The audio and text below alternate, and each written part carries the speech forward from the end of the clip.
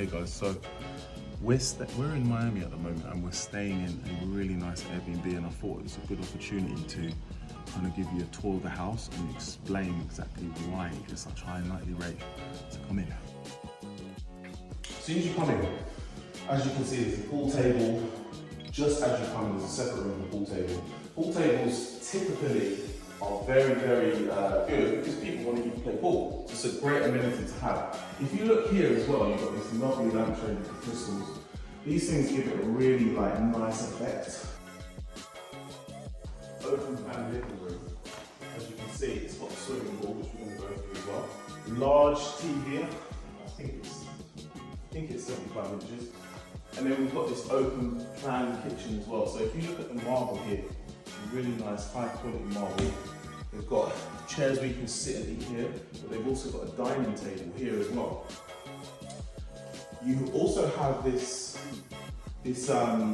area here where you can sit down. However, personally, I would extend this and have more occasion chairs or a single seat sofa, or a corner chair that comes out more, because it's quite a big property, which I'm going to show you as well. It's the master bedroom. This master bedroom has an area where you can put clothes, which is very useful. It's a walk-in wardrobe essentially. As you go into the bathroom, you've got a jacuzzi type of bath, you've got the shower, and you've got a toilet. And then you've got a his and hers sink as well. We'll start with this bedroom here. This has got 2 beds. It's got a sauna. So if you look here, it's got a sauna, it's got a TV in the room, and then it's got a bathroom which leads out into the garden area. So very well connected. Now these rooms are just more standard rooms. Well, I wouldn't say it's a walk-in wardrobe, but it's got a wardrobe.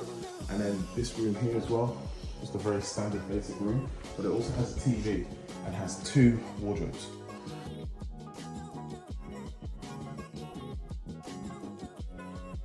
Now, this swimming pool is just a normal swimming pool, but it gives you the option to heat it. So the way that the Airbnb host said that they wanted to structure it is essentially, if you want to heat it, it's a $300 charge. Now, that's a very smart thing to do, because with bills rising and everything like that, if you want to add that extra feature, it's important that as a host, that you incorporate it as an additional charge, because if you was heating the pool for everyone all the time on each individual stay, you'd find that it would be a very, very expensive thing to do. Now, if you look out here, in this whole area, it has a bit of everything. It has a table tennis area. Come out, come. It has a table tennis area. You even have chess, so you can actually play chess. It has those type of chairs where you can just lounge and chill out. And then if you come over here, and this is what I like a lot. Come over here. This is a really good feature. So if you look at this, this is one of those gas-powered fires, which we've got. So last night we was literally operating and just sitting here and chilling out and using the fire, where you can sit around. This is a barbecue here. And if you look at this area here, this is a really nice open area where you can play football.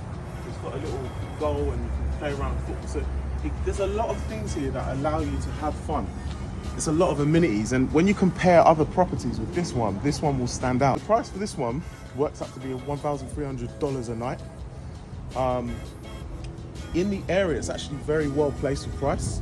So there's a lot of places that are more expensive that have less.